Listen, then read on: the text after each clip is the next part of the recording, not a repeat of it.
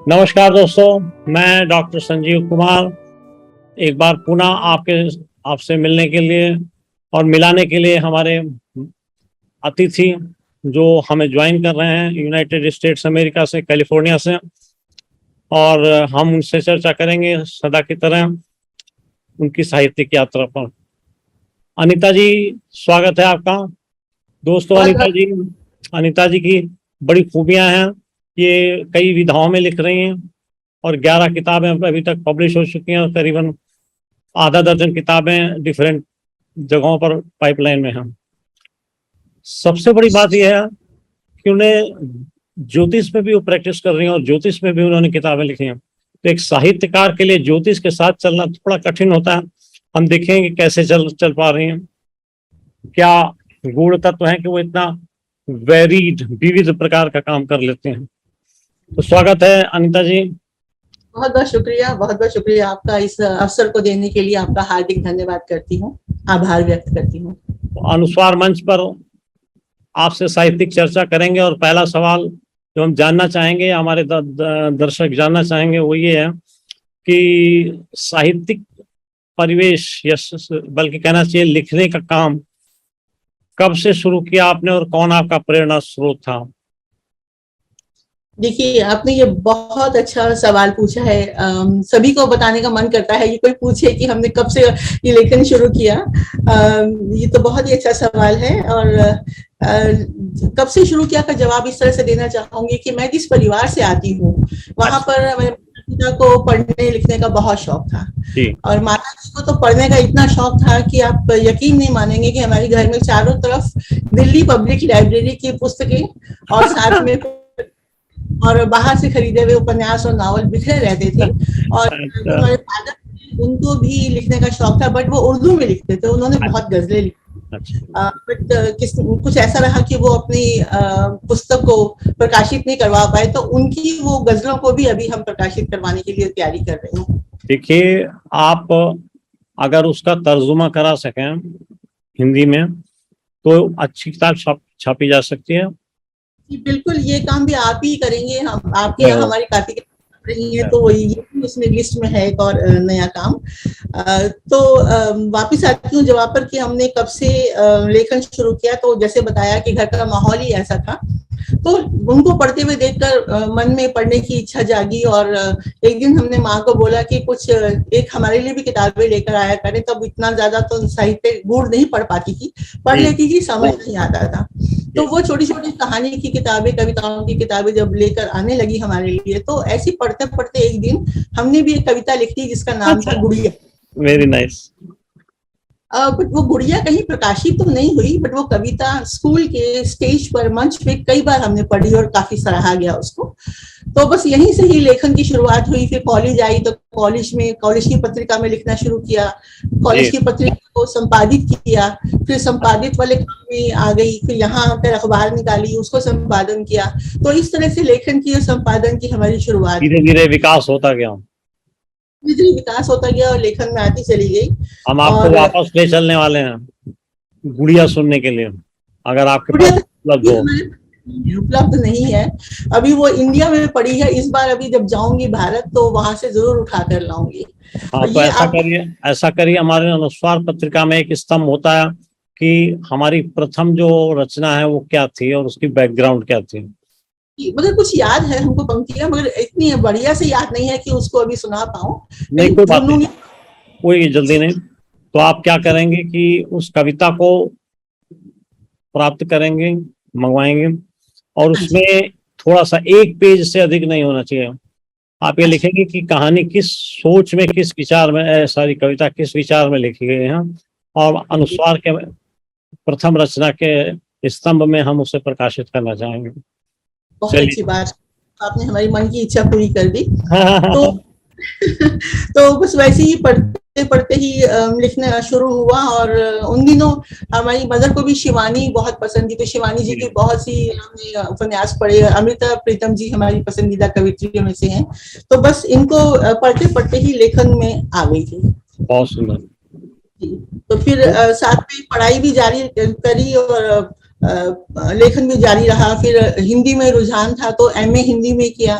फिर अंग्रेजी रुझान था तो एमए अंग्रेजी में किया, फिर पीएचडी किया, फिर सितार सीखा, कथक नृत्य सीखा, जर्मन भाषा सीखी और पत्रकारिता में डिप्लोमा किया और भारत में प्रिंट मीडिया और टीवी और आकाशवाणी में भी काफी जुड़ी रही। जय हो अनिता जी की जय हो। तो आपकी प्रथम रचना के बारे में तो हमने सुन लिया, गुड़िया नाम की रचना है जिसे हम अभी आपके पास न होने की वजह से अनुस्वार में प्रकाशित करेंगे अपने दोस्तों के और अपने दर्शकों के लिए। और दूसरी चीज आपकी बातों से ये स्पष्ट हुई कि आपकी पहली जो रचना थी वो कविता थी। बड़े रुचि की बात है, ये जानने लायक बात है कि अभी तक जितने इंटरव्यू लिए हैं उनमें से 95% लोगों की पहली रचना कविता थी। कविता जो है वो जीवन है और जीवन ही कविता है। कविता लिखने वाले इस बात को बखूबी समझ सकते हैं। जो कविता अंदर से आती है और उसमें एक स्फूर्ति होती है और उसके लिए एक ऐसा पैमाना नहीं होता, कोई उसके लिए फॉर्मूला नहीं होता। आपकी अंतरात्मा की अभिव्यक्ति और सोच जब आपके कागज पे आती है तो वो कविता बन जाती है अपने आप। थोड़ी सी कविता जरूर होती है जिस स्वतः बन जाती है। और जहां तक कहानी की बात है उसमें फार्मूलों की जरूरत पड़ती है और बहुत सी अलग सी चीजों की जरूरत पड़ती है। तो इसलिए कविता लिखना ज्यादा इसलिए प्रिय होता है कि वो जीवन के बहुत नजदीक होती है। ये मेरा मानना है। इसमें संशोधन करना चाहूंगा। संशोधन ये कि कविता लिखना सरल नहीं है, क्योंकि जब तक आत्मा से वो उजागर होकर के निकल करके ना आए सामने, आप कविता लिख नहीं सकते प्रयास करने से। तो इसलिए कविता अन्य विधाओं से कठिन है। आत्मा की अभिव्यक्ति ही कविता है। अभी अभी हमने एक लेख आज पूरा किया है। वो लेख का है कविता और आध्यात्म। बहुत बढ़िया। ये बताइएगा कि वो अध्यात्म के साथ कैसे कविता को भेजिए जल्दी से भेजिए, आज ही भेज दीजिएगा। आपको भेजती हूँ वो भी। इसलिए क्योंकि अनुस्वार की अगली पत्रिका प्रिंट में जा रही है और आपका सब्जेक्ट नया है, हम डाल देंगे, मैगजीन में शामिल कर लेंगे। क्या बात है, आज तो सोने पे सुहागा हो रहा है हमारे लिए। नहीं देखिए, हमारे पास विभिन्न स्तंभ हैं। अगर किसी रचना विशेष के लिए हो तो हम अनुस्वार में उसको ले सकते हैं। हम अगर रचना से बड़ी है या कई रचनाएं हैं तो मिलकर के किताब का फॉर्म बनता है तो किताब ले सकते हैं। ऑडियो वीडियो हम कर सकते हैं। वीडियो जो ई बुक्स हैं वो हमारी ग्लोबली अवेलेबल होती हैं, क्योंकि हमारी इंडिया नेट बुक्स अमेरिका में भी हैं, तो हमें ग्लोबल वेबसाइट अमेजॉन की मिल जाती है। तो थोड़ा सा हम लोगों का कार्यक्रम या व्यवस्था थोड़ी डिफरेंट है और प्रकाशकों से। थोड़ा कारपोरेट का टच आ जाता है, क्योंकि मैंने 35 साल कारपोरेट हाउसेस में गुजारे, तो उसका फर्क थोड़ा सा होता है। खैर, हम वापस चलते हैं अपने साक्षात्कार के प्रश्नों पर। मैं जानना चाहूंगा कि आपने अभी तक जो भी विवेचन किया है, जो रचनाएं की हैं, उसमें कौन कौन सी विधा है? देखिए, जहां तक विधा की बात है, सभी विधाओं में लिखने की पूरी कोशिश की है।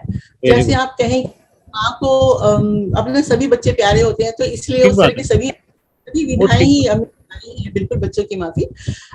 जैसे कविता तो आपको बता ही चुकी हूँ, कविता में लिखा। अभी लघु कथाएं, वो भी पुस्तक आपके यहाँ से प्रकाशित हुई है, लघु कथा लिखी है। अब जी कहानियां भी, बड़ी कहानियां भी लिख रही हूँ और हाइकू लिखे हैं बहुत। और हाइकू, सदोका, चौका, तांका, मैया, ये सब लिखा है। और इसके अलावा आलेख भी लिखती रहती हूँ और ज्योतिष के अध्यात्म पे तो लिखती ही हूँ। तो सभी विधाओं तो हमारे लिए आश्चर्यजनक विषय है, क्योंकि अब बता देता हूँ कि मेरी भी रुचि है। जी क्या बात ये हमारी बात को जी। तो बहुत अच्छा किया आपने। आपकी हाइकू की किताब शायद हमारे पास अभी पेंडिंग पड़ी है, आपने रुकवा दिया था, उसको निकाल दूं?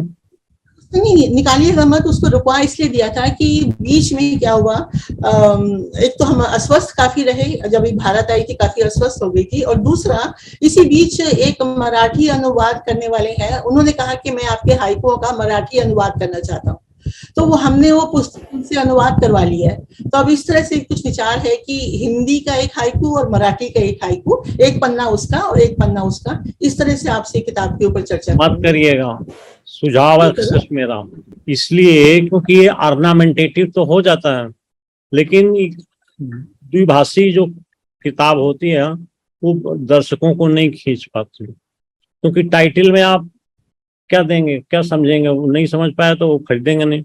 इसलिए दोनों भाषा की किताबें अलग अलग छापे हैं।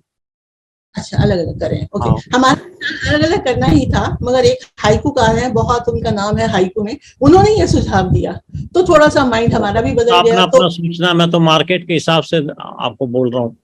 और दूसरी चीज क्या है कि मराठी आपकी ट्रांसलेटेड होकर के आएगी, आपको मराठी का ज्ञान है नहीं, और चूंकि एक ही किताब में अगर सब रखेंगे, एक ही किताब में सब में रखेंगे तो किसी भी बातचीत या पुस्तक चर्चा में वो थोड़ा सा अनिश्चित हो जाएगी, क्लैरिटी नहीं आएगी। तो इस पर विचार करेगा। खैर, हम आपको आगे ले चलते हैं।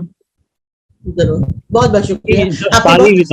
सारी विधाओं में या कई विधाओं में जब आपने काम किया तो ये जरूर होता है कि हमारा किया हुआ हर काम हमें पसंद होता है, या हमारे लिए एक बच्चे मानस पुत्र के समान है, लेकिन फिर भी जाने अनजाने मस्तिष्क में या दिमाग में एक पसंद होती है जी। तो सारी विधाओं में से छांट करके आप वो कौन सी विधा बोलेंगे जो आपको ज्यादा पसंद है?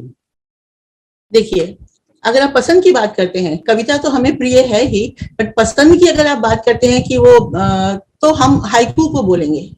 Very good. क्योंकि एक तो नवीन है, नवीन, बिल्कुल।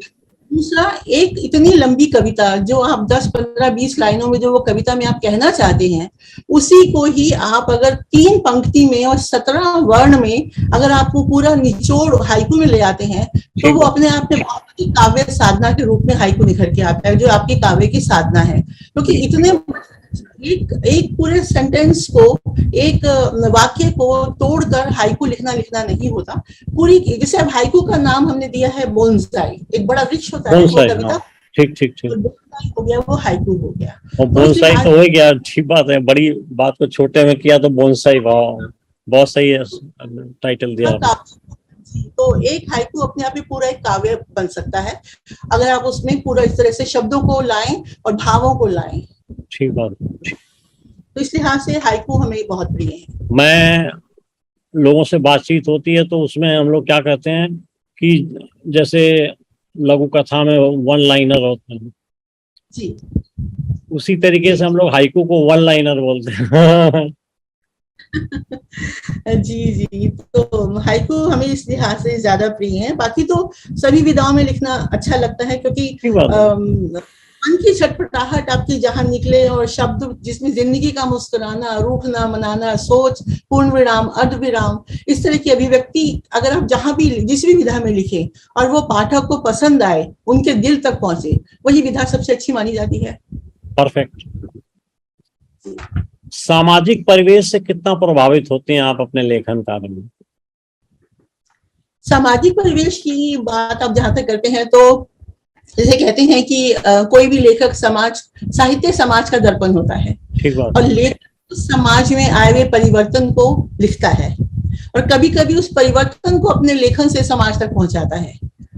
तो इस लिहाज से सामाजिक परिवेश का तो बहुत ही ज्यादा एक अहम रोल है। अब आप जैसे देख लीजिए, आजादी के वक्त, उस वक्त जब लिखा जाता था, कविताएं लिखी जाती थी, तो काफी जोश से भरी हुई, आपके वीर रस से भरी हुई कविताएं होती थी, और वो सामयिक बन जाती थी और कालजयी भी बन जाती थी। तो इस तरह से समाज का लेखन पे तो बहुत ही ज्यादा असर पड़ता है। कभी हम अपने लेखन से परिवर्तन लाते हैं, कभी परिवर्तन के द्वारा हम लिखते हैं। बहुत सुंदर। आपके लेखन कार्य में जो छोटी लघु कथाएं आपने लिखी हैं या जो आपने कहानियां लिखी हैं, उन सब में से कहां से भी आपको कौन सा पात्र सबसे अधिक पसंद है? लघु कथा में पात्र पसंद, तो देखिए, ये तो हर एक रचना का अपना एक मूड होता है। मूड के हिसाब से और परिवेश के हिसाब से वो आपसे रचना लिख जाती है अपने। बिल्कुल ठीक है। अभी जैसे हमने लघु कथाएं लिखी हैं, अब यहाँ क्योंकि प्रवास में रहती हूँ, अमेरिका में रहती हूँ, तो यहाँ रहकर यहाँ के सामाजिक परिवेश, वातावरण, यहाँ की सोच, यहाँ हमने जो मुश्किलें सही हैं, जो आसपास से सुना, देखा, समझा है, उसी को लेकर ही हमने लघु कथा ज्यादा लिखी है। बहुत सही। जी, तो क्योंकि हमारी जैसे अब आपको एक उदाहरण के तौर पे बताऊं, एक लघु कथा हमने लिखी थी, दिस इज अमेरिका। तो वहां पर ये बताना चाहती हूँ कि जब हमने जिस पात्र के ऊपर वो लिखा, वो हमारे घर के सामने एक सज्जन रहते हैं, जी अमेरिकन अमेरिकन मूल के वो व्यक्ति हैं, बट बेटा छोड़ के चला गया, बिल्कुल अकेले हैं और अकेलेपन की वजह से वो जी नहीं पाते हैं। और हमें वो कहते हैं, जो वहाँ जो है, जो नायिका है लघु कथा की, उन्हें वो ये कहते हैं कि आप अपने देश वापस चली जाओ। तो वो हैरान होती है कि मैं इतनी दूर यहाँ पर लिखने पढ़ने आई हूँ, डॉलर कमाने आई हूँ, मुझे ये अपने देश वापस भेज रहे हैं। तो वो कुछ दिन उनसे मिल नहीं पाती हैं। तो जब एक दिन आती हैं अचानक, तो देख रहे हैं कि वो उनके पार्थिव शरीर को यहाँ पर 911 पुलिस वाले लेकर जा रहे हैं हॉस्पिटल। तो पता करने पर ये पता चलता है कि वो अकेलेपन से इतने मतलब ग्रसित थे कि उठ गए, क्योंकि अकेला रहना कितना मुश्किल था। इसलिए वो सलाह दे रहे थे नायिका को कि तुम अपने देश अपने लोगों में चली जाओ, ताकि तुम्हारा बुढ़ापा अच्छे से कटे। तो ये एक सोच है जिसने लिखवा दी हमें, जबकि ये सच है, ऐसा हुआ, बट उसकी वजह से कविता, ये कहानी एक लिखी गई हमसे। तो सामाजिक परिवेश और वातावरण भी लिखवाता है आपको। जी, बिल्कुल ठीक बात है। आपको एक 4 लाइनर सुनाता हूँ इसी संदर्भ में। जी जरूर। मन के सूनेपन में कोई साथ नहीं, मन के सूनेपन में कोई साथ नहीं, अपने हाथों में अपना ही हाथ नहीं। क्या बात है, क्या बात है। हम कहते कितना भी, लेकिन खुद पे नियंत्रण कितना है वो वक्त पर ही पता चलता है। दुनियादारी में कितना ही खोया मन, दुनियादारी में कितना ही खोया मन, जाग रहा अनचाहे फिर भी सोया मन। क्या बात है। ज्ञान तो प्राप्त हुआ है, लेकिन उस ज्ञान की रिस्पेक्ट नहीं करते हैं और हम उससे दूर भागते हैं। तो दुनियादारी में कितना ही खोया मन, जाग रहा अनचाहे फिर भी सोया मन। दुनिया भर से मिलना जुलना याद रहा, दुनिया भर से मिलना जुलना याद रहा, और खुद से कभी मिला तो कितना रोया मन। क्या बात है, बहुत अच्छी, बहुत अच्छे भाव। घटनाएं कितनी भी, लाइफ इज इवेंटफुल, तो घटनाएं कितनी ही पर इतिहास नहीं, मन के सूनेपन में कोई साथ नहीं।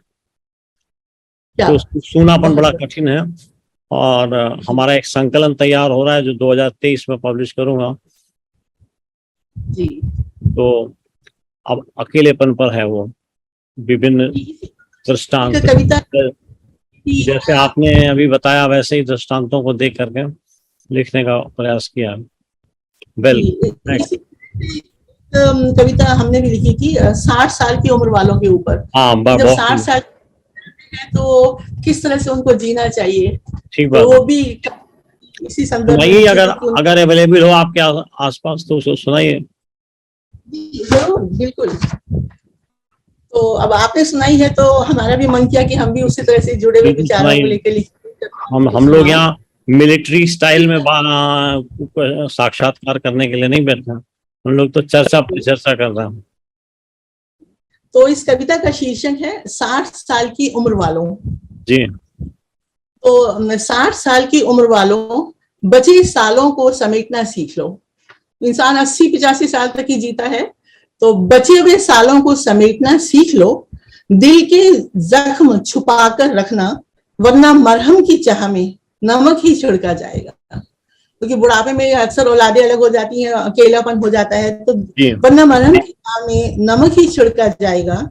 60 साल की उम्र वालों, मुरझाने की तो बहुत वजह होंगी, जब मौत का राज समझ लोगे तो जीना भी आ ही जाएगा, आ ही जाएगा। 60 साल की उम्र वालों, पुराने दिन तो अब नहीं आने वाले जी। या तो आप में ही रहना सीख लो, नहीं तो वृद्ध आश्रम में पहुंचा दिया जाएगा। 60 साल की उम्र वालों, कुछ किताबें पढ़ो, कुछ लिखने से दिल लगा लो जी। बाकी दोस्तों के साथ समय बिताया जाएगा। अंत समय आप पहले जाओगे या हम पहले जाएंगे, इसका भी हिसाब दोस्तों से लगाया जाएगा। तो 60 साल की उम्र वालों, दोस्तों के साथ समय बिताया जाएगा।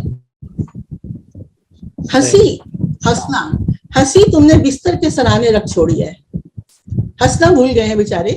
हंसी तुमने बिस्तर के सराहने रख छोड़ी है, बस जरा बीच बीच में गुदगुदाते रहा करो उसे, सही। बस जरा बीच बीच में गुदगुदाते रहा करो उसे। 60 साल की उम्र वालों, हंसना सीख लो। इंतजार तो दूसरी ओर भी कर रहा था पत्थर कि कब राम नदी पार करेंगे, आकर उस पर बैठेंगे और जी उठेगी अहिल्या। तुम मन वीणा के सोए तार बजने दो। 60 साल की उम्र वालों, तुम मन वीणा के सोए तार बजने दो। मन दर्पण में झांक के देखो। 60 साल की उम्र वालों, अपने एकाकी मन को तुम ही आप बहलाते हो। कौन तुम रातों के प्रहरी जुगनू सा जल जाते हो।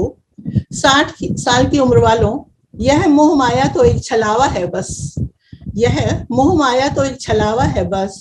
ऊपर तो केवल खाली हाथ आया जाएगा, ऊपर तो केवल खाली हाथ ही जाया जाएगा। बहुत अच्छा लिखते हैं। तो रहना जी, अभी और प्लीज कंटिन्यू, प्लीज कंटिन्यू। बस हो गया।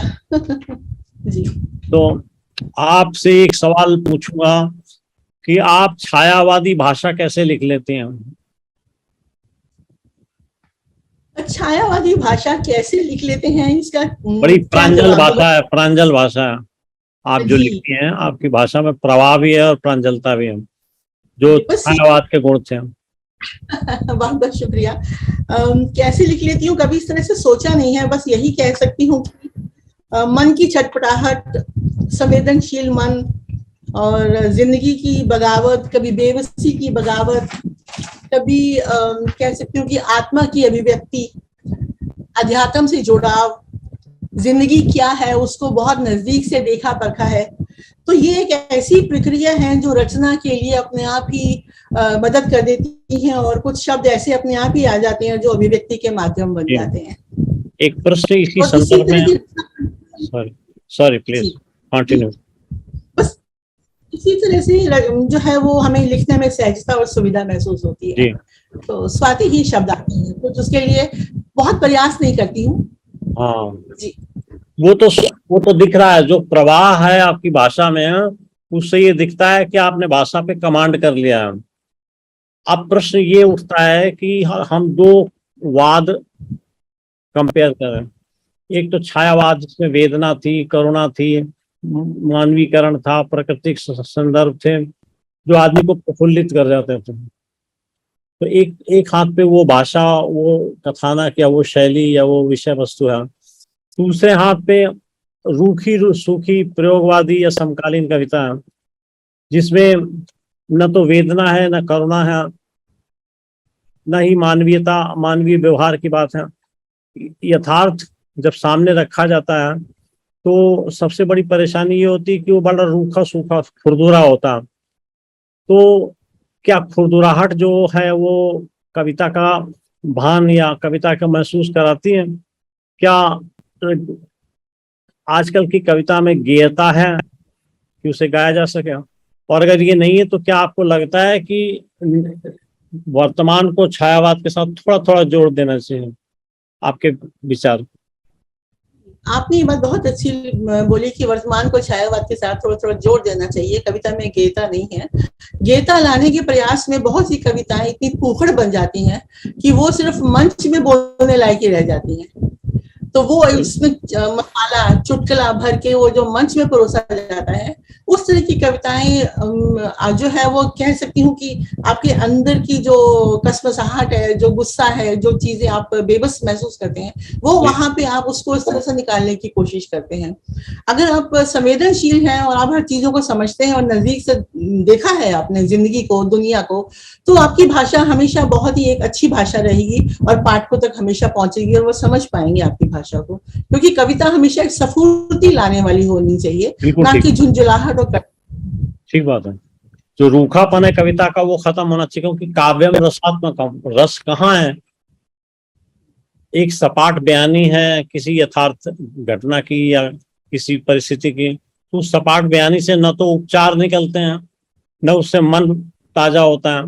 तो क्यों ना थोड़ा उदारवादी दृष्टिकोण अपनाया जाए और छायावाद का इनपुट थोड़ा सा वर्तमान में ला करके चीजों को और ग्राह्य बना दिया जाए। तो हमने इसके ऊपर चर्चा शुरू की है, तकरीबन कई कॉन्फ्रेंसेस में या कार्यक्रमों में हमने इस पर लोगों के सामने प्रश्न फेंका है। लेट अस सी क्या होता है। और मेरा कहना है कि अब उदारवादी हो जाओ। तो बिल्कुल, क्योंकि कविता जो है वो सांकेतिक होती है, उसमें आप बिंब का यूज करते हैं, उसमें आप कल्पना शक्ति को भी आप इस्तेमाल करते हैं, तो उदारवादी तो उसे होना ही चाहिए। अगर उसमें कोई फॉर्मूला तो है नहीं, अगर आप ये सब कुछ उसमें यूज करते हैं तो वो अनुकूल परिस्थितियों के हिसाब से कविता लिख जाती है, तो वो उदारवादी तो अपने आप होना चाहिए। हाँ, तो मैंने नया तर्जुमा दिया है। कल हम इस उदारवाद पर चर्चा कर रहे हैं। हमने एक श्रृंखला निकाली है कवि के मन से, जिसमें आप अपना प्रस्तावना खुद लिखते हैं और चयन अपने प्रकाशित या अप्रकाशित सामग्री से आप स्वयं चयन करते हैं, और वो आपकी किताब अलग से बनती है कविता की, जिसमें आपके अब तक के या समकाल तक के जो गीत हैं या कविताएं हैं उनको शामिल करते हैं। तो कल पहला सप्तक जा रहा है 7 कवियों की प्रथम सप्तक कवि के मन से। कल 4 बजे से उद्घाटन है।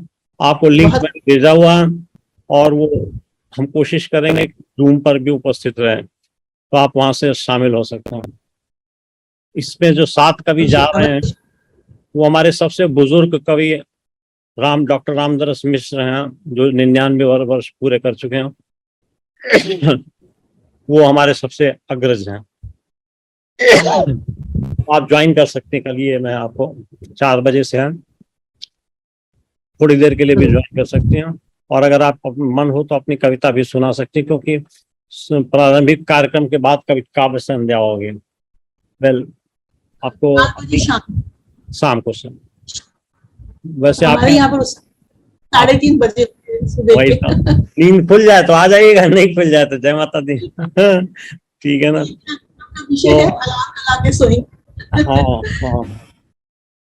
तो ये जी। अब सवाल ये आता है कि इस तरफ या पिछले कुछ दिनों में लेखन कार्य बहुत तीव्रता से आगे बढ़ रहा है। नए नए लेखक पैदा हो रहे हैं और वो लिख रहे हैं। तो ये जो विस्फोट है, लेखन विस्फोट कहते हैं इसको, तो लेखन का जो विस्फोट हुआ है उससे साहित्य में कोई फायदा नहीं हुआ, ऐसा कहा जाता है, क्योंकि पाठक जो है ना इस लेखन विस्फोट से प्रभावित नहीं हो सका। आपके क्या विचार? आप बिल्कुल ठीक कह रहे हैं। ये चीज हमने भी कई बार महसूस की है। जिस गति से कुकुर मुत्तों की तरह जैसे ये लेखक पैदा हो रहे हैं, और उनमें क्या है कि आगे बढ़ने की होड़, एकदम से इंस्टेंट रिजल्ट चाहिए, तुरंत उनको उसका जवाब चाहिए, तुरंत रिस्पांस चाहिए। और जैसे आज उन्होंने आज लिखा फेसबुक पे डाल दिया, क्योंकि फेसबुक माध्यम एक ऐसा बन गया है कि सब कोई अपना लिख के उसमें डाल रहा है। और तो कुछ लोग तो लाइक करने वाले मिल ही जाते हैं, कुछ लोग तो बिना पढ़े ही लाइक कर देते हैं। बिल्कुल, तो वही हमने महसूस किया है कि एक तो कुछ पंक्तियां यहाँ से वहां से चुरा भी लेते हैं, जैसे कहीं की ईंट कहीं का रोड़ा, भानुमति ने कुनबा जोड़ा। तो कुछ आपकी बिल्कुल वजह फरमाया, बिल्कुल वजह लिख दी, फेसबुक पे डाल दी, उसमें अगर थोड़े लाइक आ गए तो वो समझते हैं हम कवि बन गए, हम लेखक बन गए। और उसके बाद में अगले दिन ही उनको लाइक्स गिनकर तीसरे दिन उनको सम्मान की भी एक रहती है, सम्मानित हो जाए। तो उस चक्र में क्या होता है कि गुणवत्ता नहीं आ पाती उनके लेखन में। तो लेखक के लेखक हो रहे हैं, पाठक नहीं है, क्योंकि गुणवत्ता का अभाव उस वजह से होता चला जा रहा है। तो थोड़ा अच्छा लिखने के लिए, अब देखिए, आप लिखते हैं, हम लिखते हैं, और जितने भी लेखक हैं सब लोग रातों रात इतना लिख के नहीं इतने मतलब मशहूर हो जाते हैं अपने लेखन की वजह से। बिल्कुल ठीक कह रहे हैं आप। की है, उन्होंने पढ़ा है साहित्य को जितना आप पढ़ेंगे, जितना आत्मसात करेंगे, उतना आपके लेखन में निखार आएगा। मुझे तो पढ़ना भी इयर्स हो गए लिखते हुए, 48 इयर्स जानती हूँ, तभी कह रही हूँ कि आप लोगों ने तो साधना की है। तो जितने भी बड़े बड़े लेखक हैं, अच्छा अब आप देखिएगा कि कभी आपको किसी लेखक का, किसी लेखिका का, अगर कवित्री का नाम लेना हो, आपको हमेशा कोई, अगर आप हमसे ये पूछेंगे अनीता जी किसी का नाम बताएं, तो तुरंत हम बताएंगे अमृता प्रीतम, महादेवी वर्मा, शिवानी। हमें कभी आज के लेखक जो फेसबुक वाले हैं दिमाग में नहीं आएंगे, उनके नाम जहन में छप चुके हैं, जबकि उनको हम कभी कभार ही अब पढ़ पाते हैं। और जो रोज के लिखने वाले हैं उनको रोज सामने से वो गुजरते हैं, फिर भी जहन में नहीं रह पाते हैं क्योंकि गुणवत्ता का अभाव है। तो उसको निखारने के लिए अभी बहुत तपस्या की जरूरत है और बहुत ही ज्यादा उसमें पेशेंस की जरूरत है। देखिए, आप कम लिखिए। आजकल प्रकाशन में डिजिटल एलिमेंट बढ़ गया, धीरे धीरे ये प्रकाशन जो है ना वो ई बुक की तरह होते जा रहे हैं। आपको क्या लगता है, भविष्य में अगर डिजिटल पब्लिकेशन बढ़ेगा तो क्या आपको लगता है उससे साहित्य को फायदा होगा या साहित्य को नुकसान होगा? क्या विचार है आपके? देखिए, किसी भी लेखक का मकसद तो ये होना चाहिए कि उसका लेखन सिर्फ हम तक ही सीमित ना रह जाए, हमारे आने वाली पौध भी उसको पढ़े। ठीक है, तो वो आने वाली पौध तभी पढ़ पाएगी जब उन तक चीज पहुंचेगी, और पहुंचने का जरिया अंतरजाल से, डिजिटल के अलावा कोई इस समय है नहीं जी। आज से 22 साल पहले जब हम अमेरिका आए थे, उस समय हम किताबों के लिए तरस जाते थे और पत्रिकाएं नहीं आ पाती थी, हमको कभी कोई आता उनसे निवेदन करना पड़ता था, या कभी हम जाते थे तो अगर आप बाय पोस्ट मंगा रहे हैं तो 6-6 महीने में कोई आती थी और इतनी महंगी पड़ती थी, तो उससे हम काफी वंचित रहे लेखन से।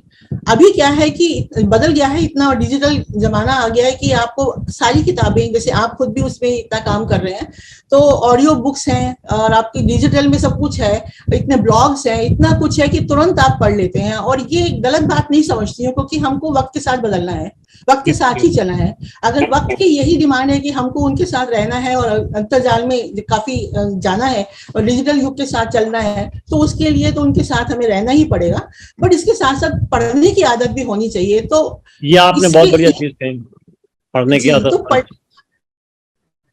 पढ़ने की आदत होनी चाहिए, और वो पढ़ने की आदत तब होगी जब हिंदी के ऊपर आपका काम होगा, आप हिंदी का बढ़ावा देंगे। हालांकि इसमें डिजिटल का भी काफी बड़ा योग हिंदी को आगे बढ़ाने के लिए।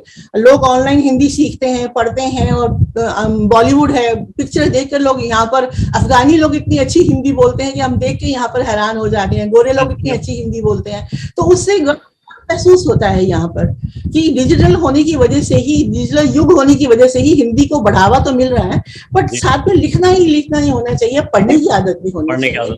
तो ये तो हम बिल्कुल इसके माध्यम से ही हिंदी साहित्य को आगे हम बढ़ा सकते हैं। ये एक बहुत अच्छा जरिया है अगर इसका सही तरीके से इस्तेमाल किया जाए। जैसे रेडियो है, टेलीविजन है, इंटरनेट है, इनके योगदान को हम नकार नहीं सकते। बिल्कुल ठीक बात। एक चीज प्रवासी भारतीयों में देखी जा रही है, वो ये कि भारत से दूर होने के बाद में भी जुड़ाव उनका बना हुआ है, जो कि होना ही चाहिए। तो उस जुड़ाव में उनकी जो प्रस्तुति है या जो वो लिख रहे हैं वो ज्यादातर इंडिया सेंट्रिक है, जबकि सही मूल्य की वस्तु तब आएगी या साहित्य तब आएगा जब वहां की चीजों को यहाँ के लिए प्रस्तुत किया जाए, न कि यहाँ की चीजों को वहां के लिए प्रस्तुत किया जाए। आपका क्या विचार है इस विषय में?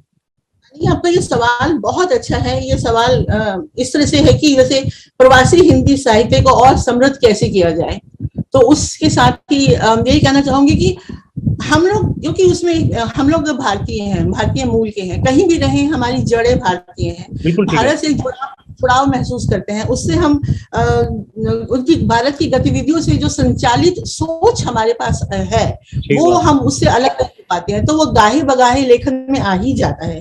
तो एक तो ये बात है, बट इसके साथ प्रवासी कथा साहित्य, जिसको प्रवासी साहित्य कहते हैं, उसके लिए हमें प्रवासी लेखन में अगर आप देखें तो बहुत से ऐसे नाम हैं प्रवासी लेखन जो कर रहे हैं, वो यहाँ के परिवेश, यहाँ के वातावरण, यहाँ की विशिष्टताएं, यहाँ के उपलब्धियां और यहाँ का जो भी समाज का सोच है, जो तौर तरीके हैं, उसको भी लेखन में ज्यादा दिखाएं और वो लेखन के जरिए पाठक तक पहुंचे कि अब ये प्रवास में ऐसा होता है, विदेशों में ऐसा होता है, भारत में ऐसा होता है, तो एक तुलनात्मक लेखन भी उनको मिलेगा।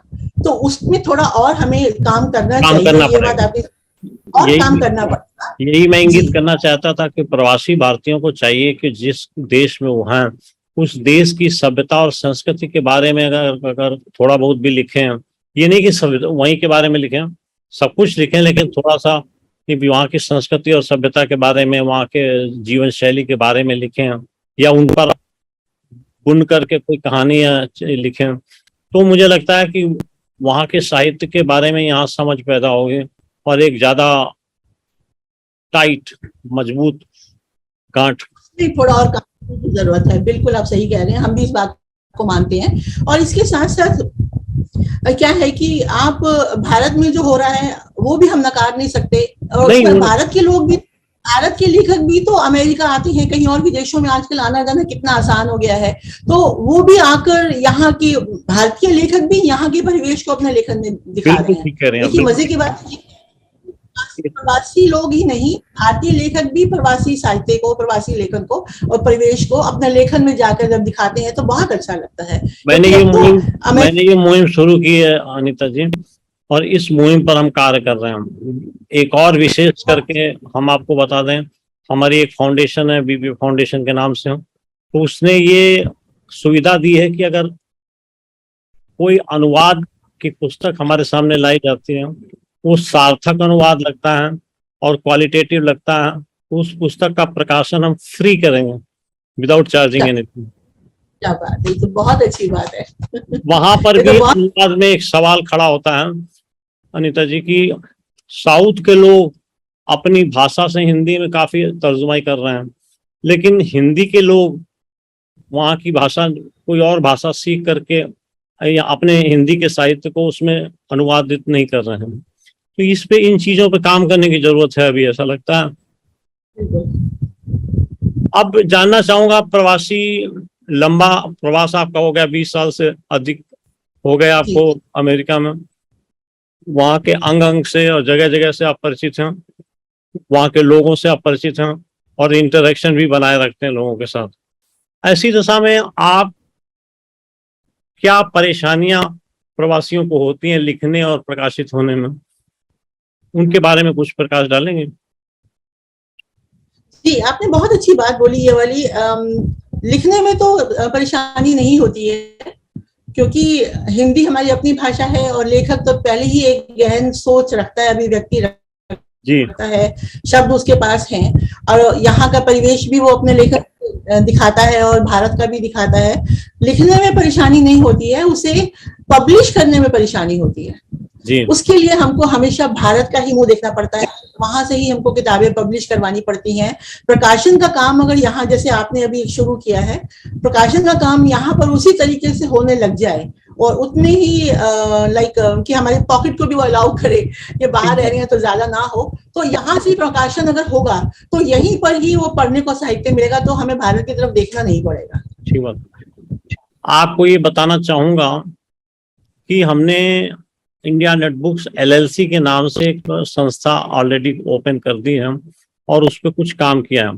हम इंतजार कर रहे हैं प्रवासी भारतीयों के थोड़े सहयोग का, कि किसी तरीके से और सामग्री हमारे पास आए तो हम यहाँ से करने की बजाय वहाँ करें। लेकिन इस्टेब्लिशमेंट बनाने के साथ साथ ये जरूरी है कि पर्याप्त मात्रा में सामग्री वहाँ मिले, पर्याप्त मात्रा में काम मिले। तो अभी इसी कारण से आधे से ज्यादा काम हम यहाँ कर रहे हैं, आधे से ज्यादा काम हम वहाँ कर रहे हैं। तो हम चाहेंगे कि प्रवासी भारतीय हमारे साथ जुड़े और हम कास्ट टू कास्ट काम करके देंगे उनको। हमारे को, हम तो जुड़, आप तो जुड़ चुके हैं, आप जुड़ चुके हैं, नीलू जुड़ चुके हैं, देवी नागरानी जो जुड़ चुके हैं, दिव्या माथुर जुड़ चुके हैं, बहुत सारे लोग जुड़ रहे हैं धीरे धीरे, लेकिन गति बहुत धीमी है। तो मैंने अभी ये सोच के रखा कि अक्टूबर नवंबर जब मैं अमेरिका रहता हूँ तो कुछ प्रोग्राम करेंगे आप लोगों के साथ में, ताकि हम सबको बताएं कि भाई अगर ज्यादा काम मिलेगा तो कास्ट कम हो जाएगी। जी बिल्कुल, है ना? तो इसलिए अगर आप लोगों का सपोर्ट मिले तो हम उस चीज को और तेजी से आगे बढ़ा सकते हैं। बहुत अच्छी बात है, जरूर जरूर, बिल्कुल। हम अपने बारे में तो कह ही सकते हैं, बाकी और लोगों के बारे में भी बताऊं कि आपका, उनके लिए, उनको आपका संदेश भेजूंगी और बताऊंगी कि इस तरीके से यहीं पे ये सुविधा में मिलती है, तो हम क्यों ना यहीं रहें और यहीं से करवाएं सब कुछ। बहुत अच्छी बात है जी। आपको बहुत बहुत बधाई और शुभकामनाएं, आपका ये काम और आगे बढ़े और आपका प्रयास सफल हो। Thank you very much. आप सब लोगों के सहयोग से ही सफल होगा। और हम इस पोजीशन में होंगे कि आपको कम से कम प्राइस पे दिला सकें, क्योंकि देखिए मेरे पीछे प्रॉफिट एलिमेंट या कोई बिजनेस मोटिव नहीं है। हम तो ऑलरेडी इतना कुछ देख चुके हैं एक बड़े ऊंचे पद पर रह करके एक कारपोरेट हाउस में, कि मुझे वो पैसे इतने इम्पोर्टेंट नहीं होते हैं कि 100 हजार हजार रुपए मेरे को इम्पोर्टेंट हो जाए। हमें इम्पोर्टेंट है काम, अच्छा काम हो, लोगों को पसंद आए और लोग प्रकाशित हों। तो इसलिए आप लोग सब लोग आइए, जुड़िए और हम आपके लिए क्या बोलते हैं सेवा प्रदान करेंगे। जी, एक दूसरे के साथ मिलके एक दूसरे के सहयोग से ही सब कार्य होते हैं संभव। जी जी।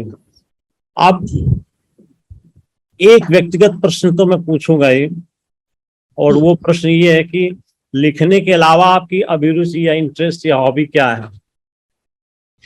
जी, लिखने के अलावा अभिरुचियां जो है कि जैसे आपको पहले भी बता चुकी हूँ, पत्रकारिता में तो हमेशा से रही हूँ, रुचि भी रही है। तो यहाँ जब अमेरिका आई थी तो यहाँ पर उन दिनों हिंदी की समाचार पत्र नहीं हुआ करते थे इतनी ज्यादा, तो बस हिम्मत करके एक समाचार पत्र शुरू किया था जिसका नाम था यादें। तो वो कई वर्षों तक हमने वो अखबार यहाँ पर निकाला, जो यहाँ के कॉन्सुलेट जनरल में भी जाता था और वहीं से उसका इनॉग्रेशन भी हुआ था, और जिसके चलते दूतावास ने हमें हिंदी के कार्यक्रमों के लिए आमंत्रित भी भेजे और उन्हीं के साथ मिलकर हमने यहाँ पर हिंदी सम्मेलन शुरू किए, काव्य सम्मेलन, और अपनी संस्था भी बनाई जिसका नाम है ग्लोबल हिंदी ज्योति, जिसके तहत हम हिंदी के यहाँ पर काम करते रहते हैं। और पहले तो काफी साल यहाँ पर स्कूल में हमने हिंदी की शिक्षा भी दी है, काफी हिंदी पढ़ाई है इधर। जी, कम्युनिटी सेंटर में, स्कूलों में यहाँ पर हिंदी को पढ़ाई है और काफी काम किया है कम्युनिटी के साथ जुड़कर। और साथ में जैसे यहाँ पे भी संस्थाएं हैं जो सीनियर सिटीजन्स हैं, लोग जो भारत से यहाँ आते हैं जिनको बहुत तकलीफों से गुजरना पड़ता है, उसके लिए आपको एक बात और बता दूं कि यहाँ पर अनुवादिका और इंटरप्रेटर एंड ट्रांसलेटर का काम भी करती हूँ। And I am on the panel of the state में, जैसे मान लीजिए किसी का इमिग्रेशन में कल इंटरव्यू है और उन्हें इंग्लिश बोली नहीं आती है, तो हमें बुलाया जाता है, हम वहां जाते हैं और उनके लिए वहां पर उनका अनुवादक का तौर पे काम करते हैं, इंटरप्रेटर के तौर पे काम करते हैं। तो बहुत सालों से ये काम खास तौर से सीनियर सिटीजन्स के लिए कर रही हूँ। जी, तो जो अफोर्ड नहीं कर सकते, जो पैसा नहीं खर्च कर सकते, यहाँ पर अभी आए हैं, उनके लिए कर रही हूँ। तो इस तरह के बहुत से यहाँ पर अपने काम। जी, और लेखन का काम तो चलता ही है, और साथ ही साथ में जैसे बचपन से ही अध्यात्म, पूजा पाठ और धर्म में रुचि रही है, तो उसी के साथ साथ उम्र के साथ साथ वो रुचि और बढ़ती गई, और जैसे जीवन को समझा है तो जीवन के बहुत से सवाल जब होते थे तो उनका जवाब नहीं मिलने से एक बार सोचा कि खुद ही जवाब ढूंढती हूँ, और इसलिए खुद ही ज्योतिष पढ़ा, सीखा, और यहाँ पर ज्योतिष का भी कार्य कर रही हूँ, साथ साथ ज्योतिष का कार्य फ्री में सेवा भी देती हूँ उन लोगों को जो अफोर्ड नहीं कर सकते। तो वो भी इस तरीके से कम्युनिटी। जी, बहुत बहुत शुक्रिया। अपने बाकी तो लिखना। आपको क्या लगता है कि प्रकाशक और लेखक अगर मिल के काम करें तो ज्यादा से ज्यादा पाठकों को जोड़ा जा सकता है, ऐसा सोचना है? आपका क्या विचार है इस बारे में? आपका ये सोचना बिल्कुल ठीक है, क्योंकि पाठकों की संख्या के विकास में हमें मिलकर काम तो करना ही होगा, ताकि ज्यादा से ज्यादा हिंदी साहित्य तक पहुंचे और उनके दिल को छुए। पर यहाँ पे एक बात और जोड़ना चाहूंगी कि हमारा लेखन ऐसा नहीं होना चाहिए जो पाठक को लगे कि मुझ पर केंद्रित करके लिखा गया है। जैसे कहानी है, कहानी आसपास के वातावरण से ली जाती है और आपने किसी इस तरह से उसको लिखा है कि वो सामने वाला पाठक पढ़ के बोल रहा है कि मुझ पर केंद्रित है, तो उसके मन को ठेस नहीं पहुंचनी चाहिए। तो पहली बात तो हिंदी साहित्य, जी, तो पाठक को ठेस नहीं पहुंचनी, ये ध्यान हमेशा हर लेखक को रखना चाहिए। और इसलिए हर लेखक की अपनी जो तीसरा नेत्र है वो खुला हुआ रखना चाहिए, ताकि इस तरह से लेखन करे कि वो बहुत सुंदर वो पहुंचाए। तो एक तो ये बात है। अब वो पाठक तक वो लेखन पहुंचे कैसे? अब वहां पर आपका प्रकाशक का काम शुरू होता है। अगर किताबें थोड़ी सी उनकी कीमत कम हो जाए और इजीली और आसानी से वो मुहैया करा दी जाए पाठक तक, तो अपने आप ही वो लेखन जो है वो प्रकाशक के जरिए पाठक तक पहुंचेगा, तो साहित्य अपने आप ही समृद्ध होगा। देखिए, कास्ट इनहिबिटिव होती जा रही है। जी मैं आज के 4 साल पहले जब काम शुरू किया था, तब अगर 100 रुपए की कास्ट आती थी, कास्ट की बात कर रहा हूँ, प्राइस नहीं, तब अगर 100 रुपए की कास्ट आती थी किसी चीज की, उसकी कास्ट आज की डेट में 160 रुपए की रेंज में है, जी कागज जी के दाम मान जोड़े हो गया।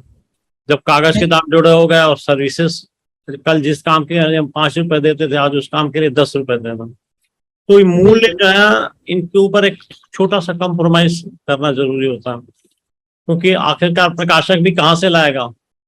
मूल्य का कम्प्रोमाइज करने के लिए पाठक की संख्या बढ़ाई जाए, उत्कर्ष लेखन दिया जाए, गुणवत्ता बढ़ाई जाए, पाठक को बिल्कुल लगे बिना खरीदे, मतलब इस पुस्तक के लिए मैं इतना मोल देने को तैयार हूँ क्योंकि ये पुस्तक फलाना ने लिखी है और इसमें बहुत ही उम्दा साहित्य मुझे पढ़ने को मिलेगा। अच्छा लेखन परोसेंगे तो पाठक जरूर उसे पढ़ेगा, उसके लिए मेहनत तो जरूर करनी होगी। इसीलिए हमने कहा कि हम लोगों को ऐसा लिखना चाहिए जो पाठक को दुखी ना करे, और पाठक तक पहुंचाने के लिए तो प्रकाशक का ही काम है कि वो पाठक तक पुस्तकें पहुंचाए। प्रकाशक कटिबद्ध है उसके लिए, प्रकाशक वहां से नहीं भाग रहा है, ऐसा मैं आपको विश्वास दिलाता हूँ कि प्रकाशन में जो बैठा है वो इसीलिए बैठा हुआ, लेकिन दोनों लोग मिलके काम करें तो शायद इस स्थिति को तोड़ा जा सकता है, इसको फैक्टराइज किया जा सकता है। तो ये जोड़ूंगी संजीव जी की बिना आप कितना भी डिजिटल युग में रह लें, वो जरूरी है, ये हमने पहले कहा। उसके बावजूद उसके भी हमें जो मजा किताब सामने रख कर पढ़ने में आता है ना, वो ऑडियो बुक में या बुक में पढ़ने में नहीं आता है। जैसे आप देखिए कि आज भी ऑनलाइन समाचार पत्र पढ़ने की बजाय सुबह अखबार हमारे बरामदे में हो और टेबल पर चाय की प्याली हो, उसकी खुशबू, उसकी महक, उसका स्वाद ही दूसरा हो जाता है, और जो पढ़ने का आनंद अखबार का सामने जो खुमार प्रिंटेड मटेरियल पढ़ने में आता है वो इलेक्ट्रॉनिक मोड्स में नहीं आता। तो और आदत पड़ जाए अगर पढ़ने की, तो आदमी बिना पढ़े सो नहीं पाए, नींद नहीं आया। तो पढ़ने की आदत सबसे पहले हमको डालनी है, यहाँ पर पाठकों तक पहुंचानी है चीजें, और खासतौर से नई पौध, हमने पहले भी जिक्र किया, जो हमारी नई पीढ़ी है, ये तो यही खत्म ना हो जाए, नई पीढ़ी तक पहुंचना चाहिए हमारे साहित्य को, और उनको हिंदी आनी चाहिए। तो उसके लिए यहाँ पर हम और हमारी जैसी बहुत सी संस्थाएं यहाँ पर प्रवास में तो कम से कम हिंदी को आगे बढ़ाने के लिए योजनाबद्ध और अपने अपने तरीके से इस हवन में सामग्री सब डाल ही रहे हैं, ताकि हिंदी बच्चे भी पढ़ना सीखें। ऐसा सोचिए कि इस परिस्थिति को ईज आउट करने के लिए, प्रकाशन और ये सब चीजों को ईज आउट करने के लिए हम क्या कंट्रीब्यूशन कर सकते हैं। I will be ready to do that. जरूर, आज आपने ये बहुत अच्छा प्रश्न उठाया है, इस पर कुछ विचार करते हैं, जैसे ही कुछ समझ आती है बात तो डेफिनेटली आपसे मेरे को दिमाग में है, अगर आप उसे कन्वीन कर सके तो। दिमाग में ये कि एक तो डिस्कशन के लिए 5-10 लोगों को बुला लिया जाए जो और अच्छा लिखते हैं, ज्यादा लिखते हैं। एक किताब किसी ने लिखी, उसको कोई फर्क नहीं पड़ता इन चीजों से, तो बुला लिया जाए, एक चर्चा करी जाए कि प्रकाशक और लेखक के संबंध या उनकी जो फंक्शनैलिटी है उसको कैसे इम्प्रोवाइज किया जा सकता है, और कैसे दोनों मिलकर के पुस्तकों के विक्रय में योगदान कर सकते हैं या पाठक को मोटिवेट करने में योगदान कर सकते हैं। यदि आप इसके ऊपर हमको सजेस्ट करें तो हम एक जूम मीटिंग कर सकते हैं किसी टाइम पर। जरूर जरूर जरूर, ये बहुत ही अच्छा आपने सोचा है, और इस पर डेफिनेटली इसको आगे बढ़ाने के लिए जितने भी काम कर पाएंगे जरूर जरूर जी। बहुत सुंदर। अब आप क्या मैसेज देना चाहेंगे, क्या संदेश देना चाहेंगे अपने उदीयमान लेखकों को या अपने पीयर लेवल पे? बस यही बताना चाहूंगी कि सबसे पहले तो आप जो आजकल फास्ट और इंस्टेंट जो रिजल्ट के चक्कर में आप कुछ भी लिख डालते हैं वो ना लिखें। साहित्य को पढ़ें आप, और उसको पढ़ें, सिर्फ पढ़ना ही नहीं होता, उसको अपने दिल तक, अंदर तक आप अपना ले जाएं, उसको समझें, उसको अपने अंदर उतारें, आत्मसात करें। फिर उसके बाद में फिर उसके बाद में आप शब्दों का चयन करें, फिर आप लिखें, और लिखने के बाद में चाहे वो कविता हो, कहानी हो, जैसा कि मैं करती हूँ और भी राइटर्स लोग करते होंगे, कि लिखकर आप उसे छोड़ दें, तुरंत छापने की होड़ में ना जाएं, उसको 2-3 दिन के बाद, कभी 1 महीने बाद उठाकर खुद ही पढ़ें, तो आप अपने लेखन इतनी गलतियां ढूंढ लेंगे कि आपको लगेगा कि अच्छा हुआ मैंने तुरंत नहीं भेज दिया, और फिर आप उस उसमें संशोधन करेंगे, फिर उसमें और अच्छे से शब्द जोड़ेंगे, तो वो लेखन जो निखर के आएगा, वही कहना चाहूंगी कि आप अच्छा साहित्य, वो ज्यादा अच्छा आएगा, गुणवत्तापूर्ण होगा। जी, अच्छा साहित्य पढ़ें, अच्छा लेखन करें, और ये तभी संभव है जब आप उसमें चिंतन करें।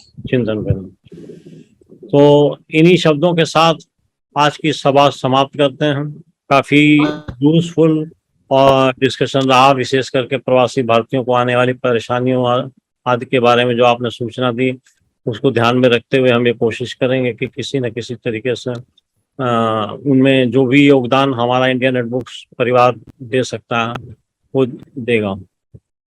तो आपका सहयोग अपेक्षित है, और जरूर मैं चाहूंगा कि इस विषय में डिस्कोर्स हो, थोड़े बातचीत हो, तो कहानियां या परेशानियां ज्यादा स्पष्ट पता चलेंगे और हम लोग उसके लिए कुछ करने की स्थिति में रहेंगे। जी, आपको बहुत बहुत धन्यवाद, आभार कि आपने शॉर्ट नोटिस पर समय निकाल लिया, और आपके साथ जो परिचर्चा हुई उससे हमारे दोस्त और हमारे अनुस्वार मंच के सदस्य अवश्य ज्ञान प्राप्त करेंगे, प्रभावित होंगे, और उनको कई रास्ते दिख सकते हैं। प्रवासी भारतीयों के लिए हमारा जो अनुस्वार मंच है वो अलग से है, प्रवासी संगमन के नाम से। हम उसमें पहली किताब पब्लिश कर रहे हैं, जिसमें बहुत से सारे कंट्रीज से कोई ना कोई रिप्रेजेंटेटिव है, उनकी कविताओं का संकलन है। इसके बाद हम दूसरा लाएंगे संकलन, शॉर्ट स्टोरीज, लघु कथा। फिर तीसरा लाएंगे कथा। व्यंग पर हम ऑलरेडी काम कर चुके हैं। व्यंग पर हमने 251 राष्ट्रीय और अंतर्राष्ट्रीय व्यंगकारों को लेकर के एक किताब ऑलरेडी पब्लिश की हुई है। तो इस तरीके से हमारा जो कार्य है वो जारी है। आप सब लोगों के संदेश मिले, इशारे मिले और सहयोग मिले, तो हम चाहेंगे कि हिंदी के जो लेखक हैं वो आज अगर एक कविता लिखते हैं तो वो 5 कविता लिखें एक दिन में। बिल्कुल, बहुत अच्छी बात है। और आपका अच्छी सी फसल पैदा हो। वही, तो आपका बहुत बहुत धन्यवाद करना चाहूंगी, और हार्दिक आभार व्यक्त करती हूँ कि आपने मौका दिया इस मंच के द्वारा अपनी मन की बात कहने का। मोदी जी तो नहीं हूँ, बट अनीता कपूर होने के नाते मन की बात कहने का मौका मिला, उसके लिए बहुत बहुत धन्यवाद। तो फिर मिलते हैं बहुत शीघ्र। जूम के द्वारा ये आसान हो गया है कि तो आप दूर बैठे हुए भी मिल सकते हैं, बातें कर सकते हैं, विचार विनिमय कर सकते हैं। तो हम फिर मिलेंगे शीघ्र ही। प्रवासी भारतीयों के प्रकाशन संबंधी समस्याओं पर एक चर्चा आप तैयार करेंगे। You will be the convener of the matter. बहुत बहुत शुक्रिया, धन्यवाद।